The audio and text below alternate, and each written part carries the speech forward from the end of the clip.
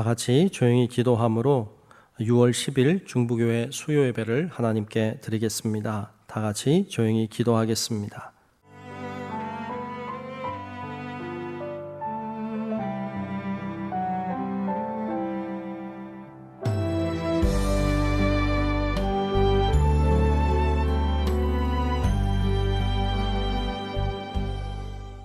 나는 너희의 하나님이 되려고 너희를 애굽 땅에서 인도하여 낸 여호와라.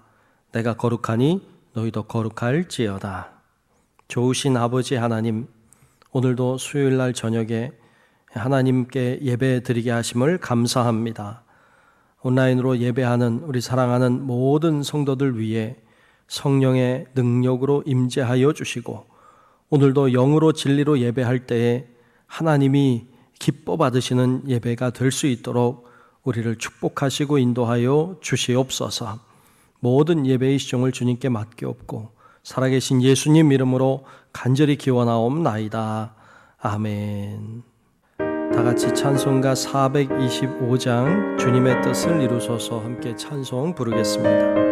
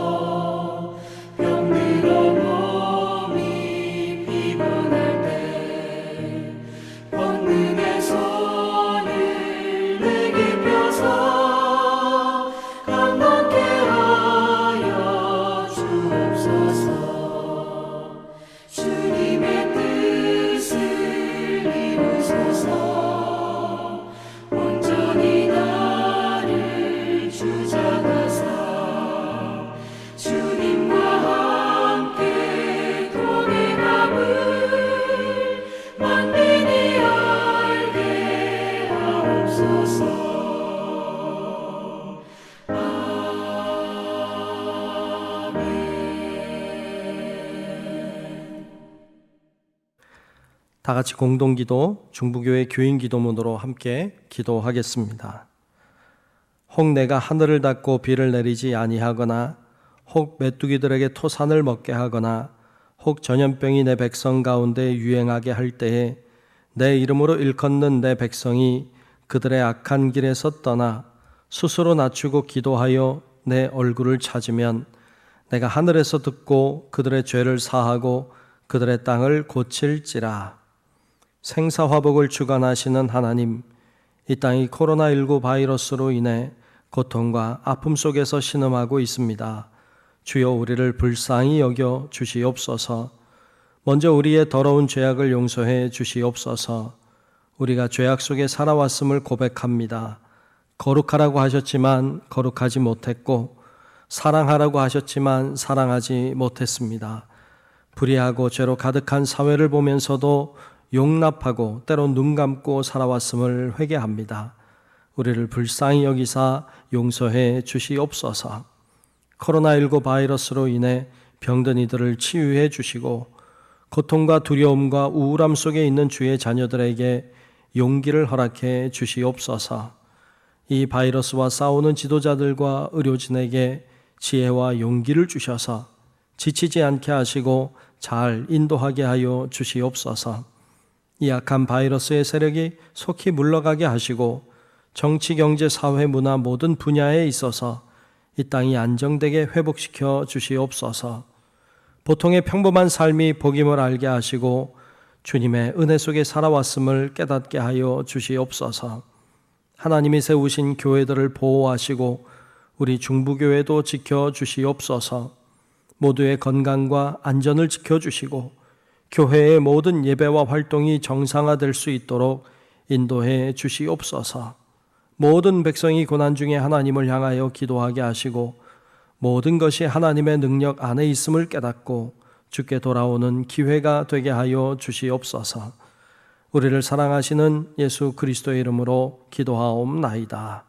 아멘. 네, 오늘 주시는 말씀을 보겠습니다. 오늘 말씀은 빌립보서 3장 10절과 11절 두 절의 말씀을 보겠습니다. 빌립보서 3장 10절, 11절 두 절의 말씀을 제가 봉독하겠습니다. 내가 그리스도와 그 부활의 권능과 그 고난에 참여함을 알고자 하여 그의 죽으심을 본받아 어떻게 해서든지 죽은 자 가운데서 부활에 이르러 하노니. 아멘. 네, 오늘도 온라인으로 예배하는 우리 사랑하는 우리 중부교회 모든 성도 여러분들 위해 하나님의 크신 은혜와 또 복 주시는 은총이 또 오늘 말씀을 통해서 깨달아지는 은혜가 모두에게 함께 하시기를 주님의 이름으로 축복합니다. 오늘은 본문 말씀 중심으로 바라는 것이라고 하는 제목으로 함께 말씀을 나누려고 합니다. 말씀을 통해 우리도 바라는 것들이 또 바르게 깨달아지는 귀한 시간 될 수 있기를 주님의 이름으로 다시 한번 축원합니다.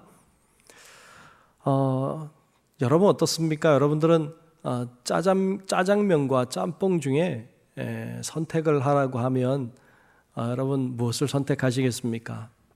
어떤 분들은 뭐 이거 선택하는 게 그렇게 어렵지 않겠지만 어떤 분들은 좀 힘든 것 같습니다. 뭔가 선택한다는 것은 쉬운 일은 아닌 듯합니다. 그래서 나온 것이 짬짜면 같습니다. 짬뽕도 먹고 짜장면도 먹고 그래서 반쪽은 짬뽕, 반쪽은 짜장면 이렇게 놓여있는 그 짬짜면이라고 그걸 먹는 사람들도 있는 걸 볼 수 있습니다. 어찌 보면 이것도 먹고 싶고 저것도 먹고 싶은 그런 마음이겠죠. 근데 이거는 뭐 짜장면과 짬뽕을 선택하는 것이기 때문에 그렇게 뭐 어렵지 않다고도 할 수 있겠습니다만 하여튼 우리 인생 가운데는 뭔가 이렇게 선택해야 되는 일들이 참 많습니다. 그런데 짜장면, 짬뽕처럼 쉽게 선택할 수 있는 것도 있겠지만 어떤 선택은 굉장히 어렵기도 하고요. 어찌 보면 우리의 인생은 그렇게 무엇인가를 선택하며 살아가는 것입니다. 그런데 선택이라고 하는 것은 내가 많은 것들, 여러 가지 중에 한 가지를 택하는 것입니다. 이건 역으로 생각하면 많은 것들 중에 내가 하나를 선택한다고 하는 것은 많은 것들 중에 많은 부분들을 포기한다는 것과도 같습니다. 쉽게 얘기하면 짜장면을 선택한다는 것은 짬뽕을 포기하는 것처럼 말입니다. 결혼하는 것도 그렇습니다. 결혼이라고 하는 것도 많은 사람들 중에 한 남자를 혹은 한 여자를 내가 택하는 것입니다.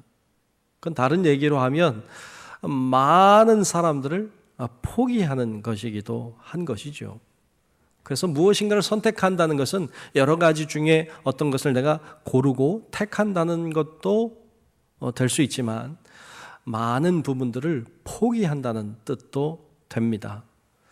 이때 중요한 건 정말로 잘 선택하고 또 잘 포기하는 것입니다. 그것이 지혜로운 자의 모습일 것입니다. 사도 바울은 정말로 많은 것들을 가지고 있었던 사람입니다. 그는 유대인으로 태어났고 하나님의 선택받은 민족이라고 하는 이스라엘 민족의 사람으로 태어났죠. 그는 바리새인 중에서도 바리새인이라고 할 정도로 율법을 잘 알고 그 말씀대로 살아온 사람이죠. 그는 가말리알 문화에서 공부한 수재이기도 하고 로마의 시민권을 가지고 있었던 그런 사람이기도 합니다. 사실 그는 자랑할 것이 굉장히 많은 사람이고 가지고 있고 누리고 있는 것들이 참 많은 사람이었죠. 그런데 이 바울이 자신이 가지고 있던 모든 것을 다 포기하고 다 내려놓습니다. 심지어는 그것을 해로 여기고 배설물처럼 여긴다고 했습니다. 왜냐하면 그리스도 예수를 아는 것이 가장 고상하기 때문이라고 우리 앞에 있는 말씀에서 그는 이야기하고 있습니다. 정말 그는 예수 그리스도를 아는 지식이 가장 고상하다, 가장 가치 있다는 것을 알고 있었기 때문에 자신이 가지고 있던 그 많은 것들을 다 버렸습니다. 다 포기하고 해로 여기고 배설물로 여겼던 것을 볼 수 있습니다. 그는 무엇이 가치 있는 것인지를 알고 있었던 것이죠. 더 소중한, 더 가치 있는 것을 선택하기 위해서 그렇지 않은 것들을 포기하고 버리는 것이었습니다. 그런 의미에서 사도 바울은 참 바른 선택을 했다 할 수 있겠습니다. 여러분들은 어떻습니까?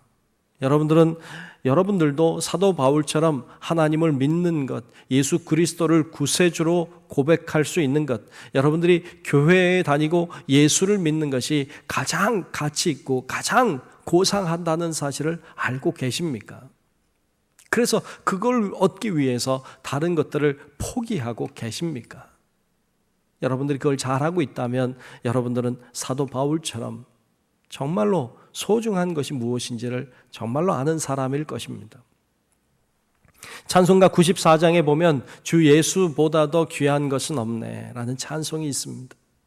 찬송 가사 중에 보면 예수님보다 더 귀한 것이 없다고 고백하고 노래하면서 이 세상 부귀보다도, 이 세상 명예보다도, 이 세상 행복과도 바꿀 수 없다고, 이 세상의 그 즐거움과도 바꿀 수 없고 내가 가지고 있는 자랑과도 바꿀 수 없다고 그렇게 노래하고 있습니다. 이 찬양 우리도 부르는 찬양입니다. 정말 여러분 그러합니까? 여러분들 가운데서도 정말로 그러한 마음에 그런 마음이 올라오고 정말 여러분도 정말 그와 같이 감동하며 그렇게 고백하며 찬송하고 계십니까? 그렇다면 여러분들은 참 바른 선택을 하고 계시는 것일 것입니다. 사도 바울은 이처럼 예수 그리스도를 아는 지식이 가장 고상하다고 고백하면서 나머지 자기가 가지고 있던 것들을 다 포기하고 내려놓습니다. 그러면서 그 얘기를 앞에서 하고 있으면서 오늘 본문 말씀 비록 짧은 2절이지만 여기서는 자신이 바라는 것이 있음을 한 발 더 나아가서 이야기를 하고 있습니다. 자, 그가 바라고 있는 것은 무엇이었을까요? 오늘 본문을 중심으로 몇 가지 생각해 보겠습니다. 첫째로 그가 바라는 것은 부활의 권능을 아는 것입니다. 부활의 권능, 부활의 능력을 아는 것입니다. 오늘 본문 10절 말씀에 보면 이렇게 기록하고 있습니다. 내가 그리스도와 그 부활의 권능과 그 고난에 참여함을 알고자 하여 그의 죽으심을 본받아 라고 했습니다. 즉 여기서 내가 그리스도와 그 부활의 권능과 무엇을 알고자 한다고 했습니다. 부활의 권능을 알고 싶은 것입니다. 세번역은 이렇게 번역했습니다. 내가 바라는 것은 그리스도를 알고 또 그분의 부활의 능력을 깨닫고 라고 했어요. 또 그분의 고난에 동참하여 그분의 죽으심을 본받는 것입니다 라고 번역하고 있습니다. 여기서 먼저 나오고 있는 것은 부활의 권능, 부활의 능력을 깨닫고 아는 것임을 이야기하고 있습니다. 여러분 알고 계십니까? 부활의 권능이 무엇입니까? 부활의 능력은 무엇일까요? 그걸 이야기하기 전에 먼저 부활이 무엇인지를 알아야 합니다. 부활은 무엇입니까? 여러분 부활은 죽은 후에 다시 살아나는 것입니다. 그리고 이건 죽음을 극복하고 이겨낸 것을 이야기하고 뿐만 아니라 영생하는 것을 이야기합니다. 그러니까 부활이라고 하는 것은 죽음 이후에 다시 사는 것 그리고 영생하는 것 그것을 부활이라고 말할 수 있습니다. 여기서 이 더 나아가서 부활의 권능이라고 하는 것은 이 죽음의 문제를 그리고 이 죄의 문제를 극복하고 해결해내는 능력을 가리킵니다. 왜냐하면 부활이라고 하는 건 죄의 문제를 해결하는 것이고 그리고 죽음의 문제를 해결하는 것이기 때문에 그렇습니다. 즉 부활의 능력, 부활의 권능이라고 하는 것은 죄, 죽음의 문제를 극복하고 영생하는 것을 가리킨다고 할 수 있습니다.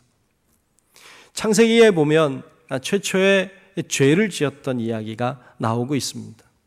아담과 하와가 하나님이 금하신 선악을 알게 하는 나무의 열매를 먹고 맙니다. 즉 하나님의 말씀에 불순종함으로 그들 가운데 고통이 들어왔습니다.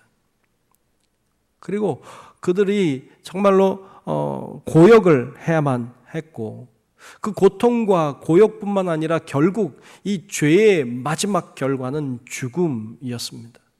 결국 죄로 인하여 고통과 고역과 그리고 죽음이 들어왔다는 것이죠. 즉 죄의 형벌로 인하여 또 죄의 결과로 인하여 죽음이 들어왔음을 창세기는 우리에게 들려주고 있습니다. 근데 이 죄와 죽음의 문제를 인간은 스스로의 힘으로 이걸 해결할 수 있는 방법이 없었습니다. 인간의 능력으로는 죄의 문제, 죽음의 문제에서 벗어날 수가 없었습니다. 그래서 하나님은 그런 인류를 구원하시고자 하시는 하나님의 원대한 계획과 뜻을 가지고 자신의 하나밖에 없는 독생자 예수 그리스도를 우리에게 보내주셨습니다. 그분이 이 땅에 오신 이유 중에 아주 중요한 이유는 우리 인류의 죄의 문제, 더 나아가서 죽음의 문제를 해결하기 위해 오신 것입니다. 예수님은 이 땅에 오셔서 채찍을 맞으시고 모욕을 당하시고 고난을 당하시고 십자가를 지시고 골고다 산상에 오르셔서 죽음을 맞이하셨습니다. 이것을 이사야 선지자는 이렇게 표현하고 있습니다. 이사야서 53장 5절에 보면 그가 찔림은 우리의 허물 때문이요 그가 상함은 우리의 죄악 때문이라. 그가 징계를 받음으로 우리는 평화를 누리고 그가 채찍에 맞음으로 우리는 나음을 받았도다. 아멘. 그분이 고난을 당하심으로 우리는 구원함에 이르게 됐음을 이야기하고 있습니다. 즉 제사 제도로 이야기하자면 예수님이 대속의 제물이 되어 주심으로 우리의 죄를 맑게 씻어 주신 것입니다. 이렇게 인간의 죄로 인하여 예수님이 죽으시자 하나님은 그를 다시 살리십니다. 부활을 시키셨습니다. 왜 부활을 시키셨습니까? 이 죽음의 문제, 이 죄의 결과인 죽음의 문제를 해결하기 위해서였습니다. 아담으로 인하여 죄가 들어오고 죄가 죽음을 가져왔기 때문에 예수님의 죽으심으로 죄의 문제가 해결되니까 죽음의 문제도 해결되는 것을 우리에게 보여주고 있습니다. 그래서 그것을 이 죽음의 문제를 해결한 것을 주님은 승리한 것으로, 죄에 대하여 승리한 것으로 성경은 표현하고 있는데요.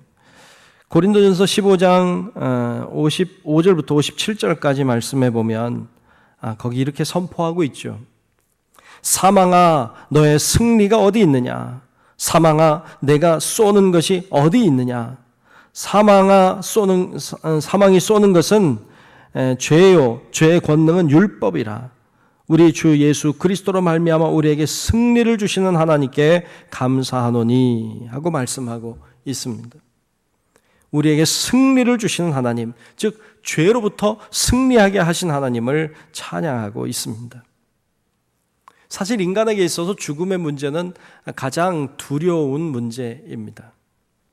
인간이 가장 나약해질 때가 언제인가? 죽음을 앞두고 있을 때입니다. 그때는 진실합니다. 그때는 누구나 나약합니다. 그래서 이 죽음의 문제, 이 인간이 가지고 있는 가장 공포와 두려움의 대상인 이 죽음의 문제를 해결하기 위하여 인류는 수많은 노력을 해왔습니다. 지금도 그 노력은 계속되고 있습니다. 사실 노화를 방지하기 위해서 노력하고 애쓰고 있는 모든 어떤 많은 부분들은 죽음의 문제를 해결하기 위해서 하는 행위입니다. 어떤 사람들이 뭐 다 그런 건 아닙니다만 이뻐 보이기 위해서 화장을 합니다. 다시 얘기하면 좀 젊어 보이고 싶은 것이죠. 젊어 보이고 싶다는 것을 더 들어가 보면 나이 들기 싫고 나이 들면 죽는다는 그 도식을 우리도 모르게 가지고 있기 때문에 화장을 하게 되는 것이죠.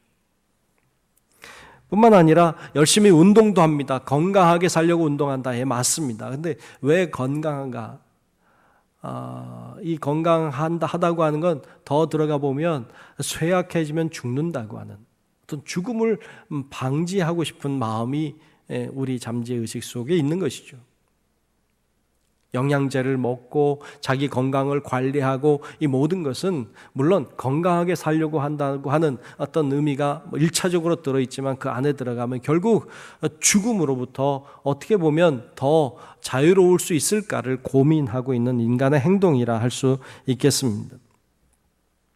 요즘은 더 나아가서 DNA를 이제 조작하거나 어떤 관리를 통해서 노화를 방지할 수도 있다고 말하고 있습니다. 게다가 그쪽 과학계의 이야기를 조금 들어보면 정말 그들이 그 DNA 조작을 통해서 노화 방지하는 일들이 어느 정도의 성과를 거두고 있다고 말하고 있습니다. 어떤 생명공학자는 그런 이야기를 합니다. DNA를 잘 조작하면 인간은 잘못하면 200살도 살 수 있다. 그분 이야기에 잘못하면 200살도 산다는 이야기를 합니다. 그것에 대한 과학적인 근거들을 대는데 뭐 제가 과학자가 아니기 때문에 다 이해하기는 어렵지만 그러나 어느 정도 굉장히 설득력이 있었던 것을 볼 수 있습니다. 여러분 한번 생각해 봅시다. 여러분 200살까지 산다고 생각하면 좋으신가요? 이게 정말 기쁜 일일까요? 아니면 재앙일까요? 글쎄요. 인간이 200살까지 산다면 과연 그것이 행복한 일일지 모르겠습니다. 근데 성경은 우리들에게 가르쳐 줍니다. 인간의 생명이 인간의 것이 아님을, 하나님의 것임을 이야기합니다. 인간은 끊임없이 죽음을 극복하기 위해 노력하고 애쓰고 있습니다. 이건 어찌 들어가 보면 죽음을 두려워하는 데서 나오는 행동이라 할 수 있습니다. 그러나 이 생명은 우리의 것이 아니고 본래 우리의 것이 아니었습니다. 하나님이 우리에게 잠시 허락해 준 것이 뿐입니다. 정말 예수를 믿는 사람은 죽음을 두려워하는 사람이 아닙니다.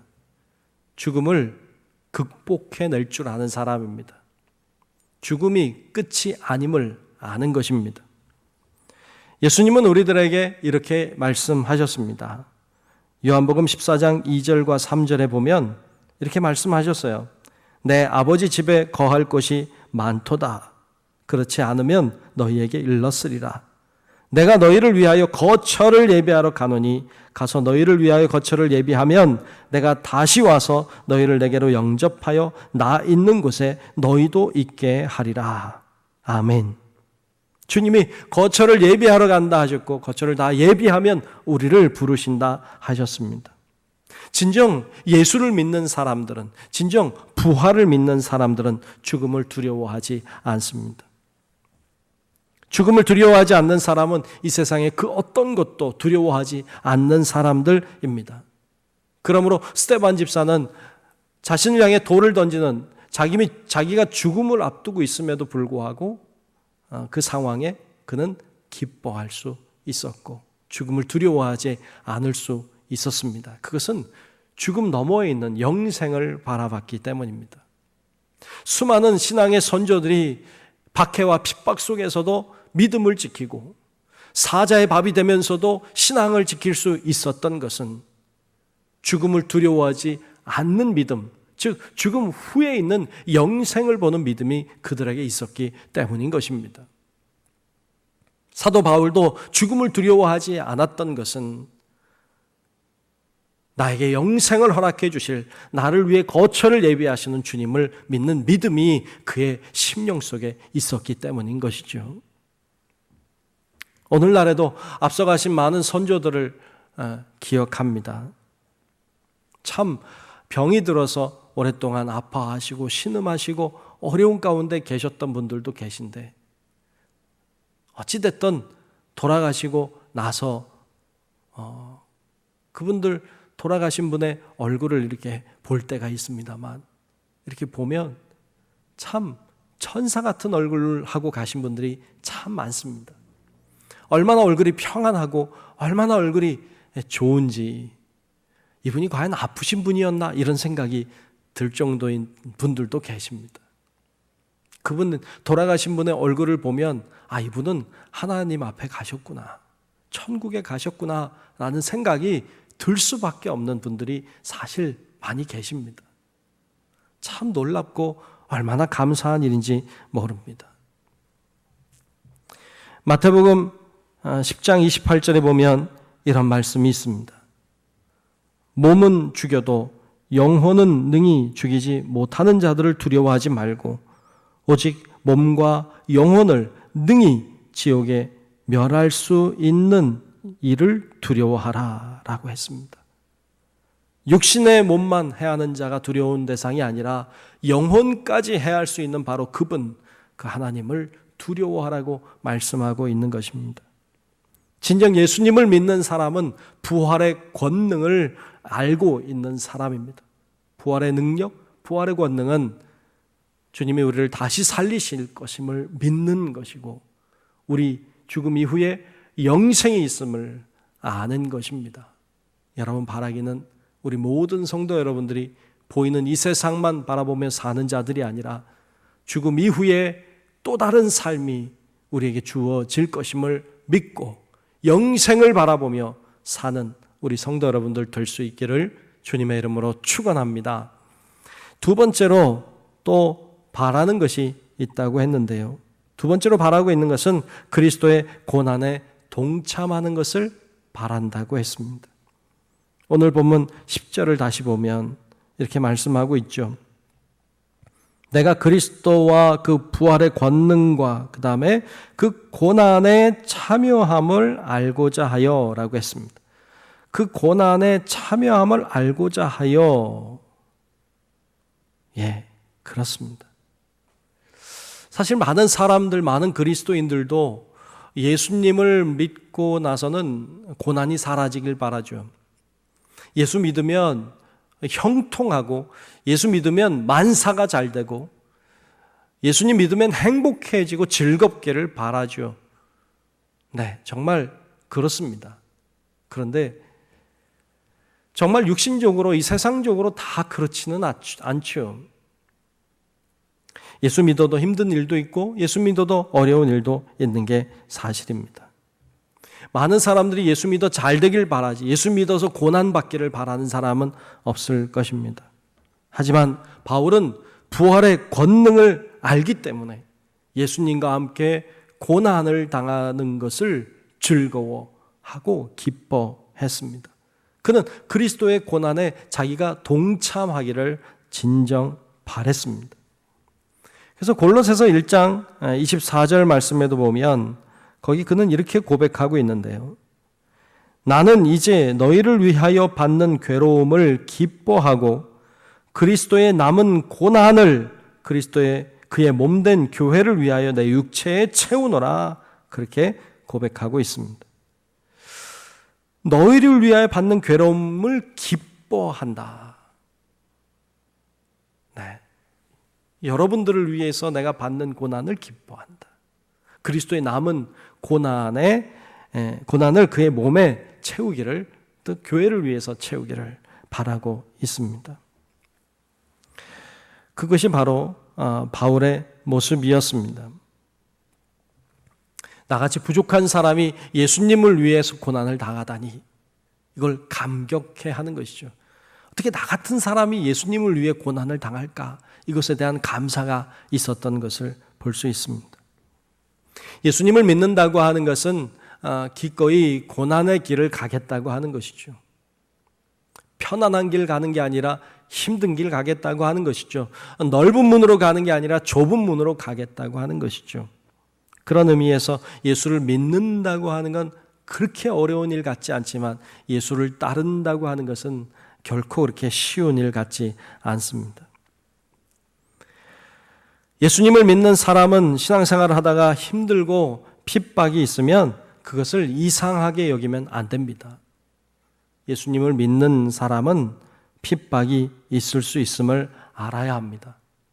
왜냐하면 예수님이 그러하셨기 때문입니다. 예수님은 가는 곳마다 따르는 사람도 있었지만 예수님을 박해하는 사람들이 있었고, 예수님이 가신 길은 영광의 길이 아니라 고난의 길이었습니다. 예수님이 그 모욕을 당하시고 채찍에 맞으시고 십자가를 지고 골고다 산상에 오르셔서 죽기까지 하셨습니다. 그것이 예수님이 가신 길인데 우리는 영광의 길을 꿈꿉니다. 잘 되고 형통하고 내 뜻대로 되고 그냥 행복하고 즐겁고 항상 문제가 없고 그런 세상만을 꿈꾼다면 주님이 가신 길과 우리가 가는 길이 얼마나 많이 다릅니까? 과연 우리가 그런 세상, 그런 삶만을 꿈꾼다면 과연 우리는 예수를 믿는 자 맞습니까? 예수님이 가신 길과 우리 가는 길이 너무 많이 다르다면 주님이 우리를 결코 안다고 하시지 않을 것입니다. 예수님을 믿는 길은 예수님을 위해 희생하는 길, 예수를 위해 헌신하는 길, 그러다가 욕도 먹고 그러다가 안 좋은 소리도 듣고 하는 것입니다. 종종 교회에서 사역을 하다가 시험 들었다고, 시험에 빠졌다고 말하는 분들이 계십니다. 뭔가 사역을 하고 뭔가 주를 위해서 일해야 되겠다고 생각하고 뭔가 시도하면 소리들이 들려오고 그 소리들, 행동들이 막 비수가 되어 날라와 가슴에 꽂히고 막 화살이 되고 뭐 칼처럼 살을 에이는 고통을 느낍니다. 상처받았다고 그래요. 그리고 시험 들었다고 그래요. 좀 주를 위해서 일해보겠다고 앞에 나와서 찬양을 부르면 야, 노래도 못하는데 무슨 찬양을 하냐 라든지 뭐 왜 저런 식으로 저런 표정으로 왜 저런 자세로 왜 저런 옷을 입었냐 말을 듣고 나면 상처가 되죠.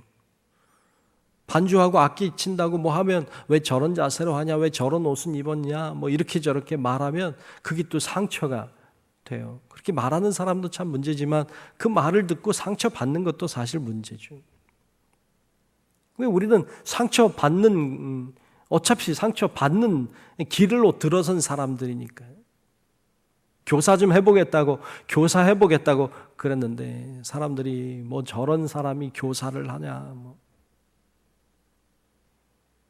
어떤 사람들은 성가대 좀 하겠다고 했더니 노래도 못하는데 무슨 성가대 하냐. 참 어려워요. 상처받게 하는 사람도 참 문제지만 여러분 그런 말 들어도 여러분 상처받으면 안 돼요. 우리는 이미 상처받기로 한 사람이에요. 중요한 건 기준이 뭔가 하는 거예요. 기준이 뭐예요? 내가 상처받느냐 상처받지 않느냐가 기준입니까? 내가 사역하는 기준이 상처받냐 안 받느냐 그거였습니까? 아니지 않습니까? 우리가 사역하는 이유는 내가 이것이 하나님께 영광이 되느냐 영광이 되지 않느냐의 기준을 가지고 하는 것 아닙니까? 비록 상처의 말이 들려오고 여러 가지 화살의 소리들이 들려와도 이것이 하나님이 원하는 길이라면 이것이 하나님의 뜻이라면 그러면 기꺼이 그 길을 가는 것, 그것이 예수 믿는 자들의 진정한 자세이고 또 그들을 통하여서 하나님이 영광을 받으실 줄로 믿습니다. 그것이 중요한 것이죠. 그래서 사도 바울도 기꺼이 힘들고 어려운 길인 줄 알지만 다 내려놓고 다 포기하고 그리고 고난의 길을 기꺼이 갑니다. 그는 그렇게 살지 않아도 될 사람입니다. 그의 앞날은 열려 있습니다. 그는 할 수 있는 것 가진 것도 많습니다. 그러나 다 내려놓습니다. 그리고 예수의 길을 따르는 것이 가장 중요한 가치임을 그는 알고 그 길이 고난의 길이라 할지라도 그 길을 갔습니다. 항상 무엇을 하든지 우리의 기준은 내가 힘이 드냐, 힘이 들지 않느냐, 편안하냐가 아닙니다. 그게 되면 예수 따르는 거 아닙니다. 예수를 따른다고 하는 건 이것이 진리의 길이냐, 진리가 아니냐, 이것이 과연 하나님이 영광을 받으신 것이냐, 아니냐 가지고 판단하는 것이지, 편하냐, 안 편하냐, 상처가 되느냐, 상처가 안 되느냐, 이런 거 가지고 우리가 판단 기준을 삼는 것 아닙니다. 우리가 어려워도 힘들어도 주님이 원하는 고난의 길을 갈 때, 그때 하나님이 동행하심도 경험하고 하나님이 힘주시는 것도 경험하고 주님의 능력과 역사도 경험하게 될 줄로 믿습니다. 그것이 바로 예수를 믿는다고 하는 것입니다. 바라기는 우리 성도 여러분들이 다른 기준이 아니라 오직 주님의 영광을 위하는 기준 가지고 담대하게 믿음의 길을 걸어가는 우리 모든 성도 여러분들이 되시기를 주님의 이름으로 축원합니다. 마지막 세 번째로 한 가지 더 바라는 것이 있었습니다. 그것은 그리스도의 죽으심을 본받는 것이었습니다.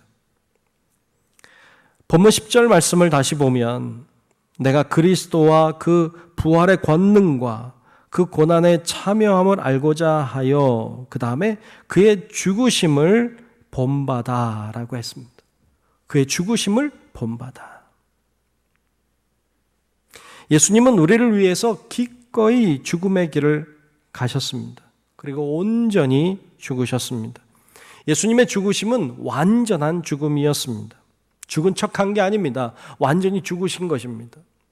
요한복음은 예수님이 완전히 죽으셨음을 자세하게 보여주고 있는데요. 요한복음 19장 33절과 34절에 보면 이렇게 기록했어요. 예수께 이르러서는 이미 죽으신 것을 보고 다리를 꺾지 아니하고 그중 한 군인이 창으로 옆구리를 찌르니 곧 피와 물이 나오더라. 네, 요한복음은 이렇게 기록하고 있죠. 즉 다리를 꺾지 않았다. 즉 사람이 살아있으면 십자가의 고통을 줄여주고 빨리 죽이기 위해서 다리를 꺾었습니다. 근데 예수님은 이미 돌아가셨기 때문에 다리를 꺾지 않았다고 말하고 있고요. 오히려 창으로 그의 옆구리를 찔렀다. 그랬더니 물과 피가 쏟아 나왔다 했습니다. 옆구리를 찔렀다고 하는 사실은 어찌 보면 확인 사살한 것과 같습니다. 진짜 죽었는지, 진짜 완전히 죽이는 일을 하는 것이죠. 그렇게 예수님은 완전히 죽으셨음을 기록하고 있습니다. 사도 바울도 예수님처럼 이렇게 완전히 죽기를 바랐습니다. 그분이 죽으심으로 온 인류를 구원하신 것처럼 그도 죽음으로 온 인류를 구원하고 싶었습니다. 그것이 사도 바울의 마음이었습니다. 우리는 모두 다 한 번 죽습니다. 지금은 살아 있습니다만, 그러나 언젠가 우리는 다 죽음을 맞이하게 될 것입니다. 한 번 죽는 것이라면 멋지게 죽어야 하지 않겠습니까?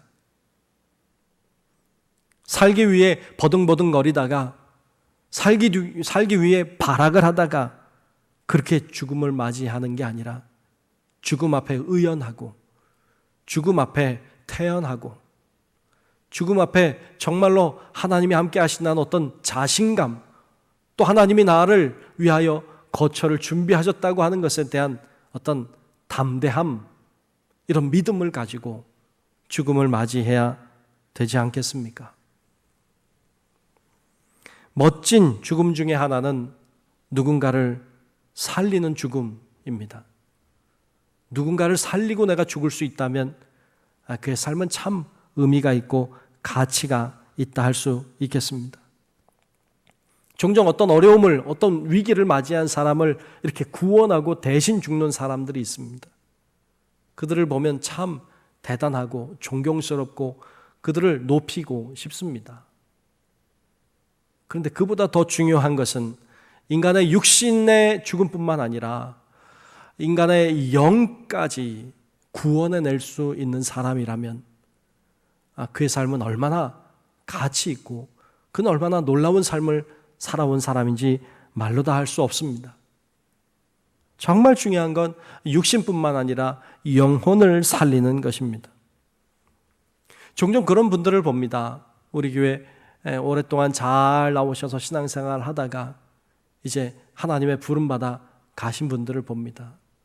그런데 그의 자손들이 하는 행동들이 좀 많이 다른 것을 볼 수 있는데요. 어떤 분이 믿음생활 잘 하다 가셨는데 그의 자녀들은 장례식장에서만 보이고 그 후로 믿음생활 할 줄 모르고 하나님 없이 살아가는 것을 봅니다. 그런 거 보면 이 땅에 살아계시던 우리 귀한 어르신, 우리 권사님이나 장로님이나 집사님들, 참 그분들이 얼마나 속상하실까 이런 생각을 하곤 합니다. 참 그분들이 이 세상을 떠난 다음에 후손들이 예수님 잘 믿고 예수님 의지하고 말씀대로 살면 얼마나 좋을까. 근데 그걸 잘 못하는 분들을 보면 마음이 너무너무 안타까워요. 어떤 분들은 같이 믿음 생활 잘했어요. 같이 부모님과 자녀가 같이 교회 나오고 믿음 생활 잘했는데 부모님이 돌아가시고 나니까 자녀들도 안 보이는 이런 경우들도 있어요. 얼마나 안타깝고 얼마나 속이 상하는지 몰라요. 반면에 어떤 가정은 정말 그분이 믿음 생활 잘 하시다가 돌아가셨는데 그 후손들이 그 이후로 예수님 잘 믿고 신앙생활 잘하는 분들도 사실 계십니다. 그런 분들을 보면 참 얼마나 돌아가신 어르신이 기뻐하실까, 하늘나라에서 얼마나 행복해 하실까 이런 생각을 하게 됩니다. 여러분, 정말 우리가 한 번 사는 것이고 한 번 죽는 것인데 우리의 죽음을 통해서 남는 것들이 있어야 합니다. 정말 생명을 살리고 영혼을 살리고 영생을 선물로 주는 것은 그 어떤 것보다도 소중한 것임을 여러분 기억하셔야 합니다. 그러므로 그것을 위해 준비하셔야 됩니다. 여러분들이 여러분들뿐만 아니라 여러분 자녀들, 여러분 주위에 있는 사람들을 내가 어떻게 살릴 수 있을까? 내가 죽음을 통하여서, 내가 삶을 통하여서 어떻게 그 영혼들을 남길 수 있을까를 고민하셔야 합니다. 그리고 그것을 실천으로 옮기셔야 합니다. 그러할 때 우리의 삶은 가치 있고 우리의 삶은 더욱 소중해지는 것입니다. 사도 바울은 더 나아가서 오늘 본문 11절에서 이렇게 고백하고 있습니다. 어떻게 해서든지 죽은 자 가운데서 부활에 이르려 하노니 라고 했습니다. 결국 부활에 이르기를 원하고 있습니다. 새 번역은 이렇게 번역하고 있는데요. 그리하여 나는 어떻게 해서든지 죽은 사람들 가운데서 살아나는 부활에 이르고 싶습니다 라고 번역을 하고 있습니다. 결국 완전히 죽은 자가 부활할 수 있습니다. 주를 위해서 완전히 죽은 자가 주님이 다시 살리시는 부활에 참여할 수 있는 것입니다. 결국 믿는 믿음의 자녀들에게 소망은 부활에 있는 것이죠. 사람이 죽으면 끝이 아닙니다. 죽음 이후에 영생이 있고 부활이 있음을 오늘 말씀은 우리에게 들려주고 있고 이것을 알기에 다른 모든 것을 배설물처럼 해로 여기고 그 길을 향해 그 진리를 향해 온전히 걸어갔던 사도 바울의 모습을 오늘 본문은 우리에게 들려주고 있습니다. 이 말씀이 우리들에게 도전이 되고 또 힘이 되어서 우리도 사도 바울처럼 정말로 예수님의 뒤를 잘 따라감으로 모두가 부활, 영생에 이르게 되는 하나님의 축복의 사람들이 되시기를 주님의 이름으로 축원합니다. 기도하겠습니다. 하나님 고맙습니다. 오늘 사도 바울을 보았습니다. 그가 정말로 주님을 갈망하고 주님을 위하여서 다른 것 다 버리고 주님을 따라가고 결국 죽음을 통하여서 고난을 통하여서 부활과 영생에 이르는 기쁨에 대하여 그가 알고 그것을 위해 살았던 것을 보았습니다. 하나님 저희들도 세상적인 것, 어떤 인간적인 것, 덜 가치 있는 것들을 다 내려놓고 더 소중한 주님의 부활과 영광을 위하여 또 영생을 위하여 달려가는 우리 모든 성도들 될 수 있도록 하나님 역사에 주시옵소서. 예수님 이름으로 간절히 기도하옵나이다. 아멘. 다 같이 찬송가 469장 내 주 하나님 함께 찬송 부르겠습니다.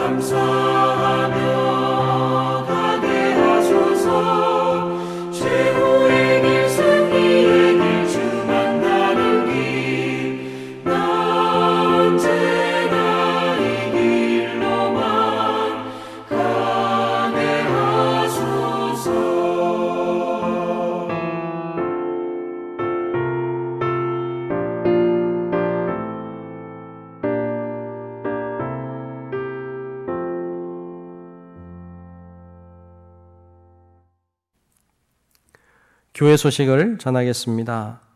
첫 번째 예배입니다. 주일에는 모이는 예배 1, 2, 3, 4부 예배 다 드리고 있습니다. 여러분 가능하면 나오셔서 예배를 드리시길 바라고, 몸이 불편하신 분들은 온라인을 통해서도 예배가 가능하니까 그렇게 예배를 드리시기 바랍니다. 모든 주중 예배가 회복이 될 수 있도록 많이 기도해 주시기를 바랍니다. 또 교회학교 중고등부 영상을 통해서 예배와 공과가 진행이 되고 있습니다. 학부모님들이 잘 도와주시길 바라고요.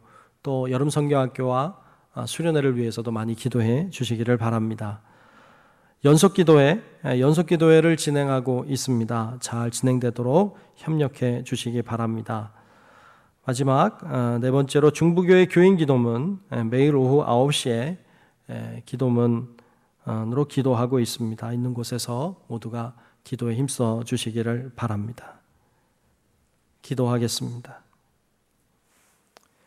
이제는 우리의 영원한 생명의 구원자이신 예수 그리스도의 크신 은혜와 하나님 아버지의 만극하고 놀라우신 위대한 사랑하심과 성령님의 감화 감동 인도 보호하시는 놀라우신 은총이 우리가 주님 가신 그 길 잘 따라가 주님과 함께 죽고 주님과 함께 다시 부활의 영광에 참여하는, 그러므로 영생에 들어가기를 소원하는 우리 사랑하는 모든 성도들 머리 위에 이제로부터 영원토록 함께 하시기를 간절히 축원하옵나이다. 아멘.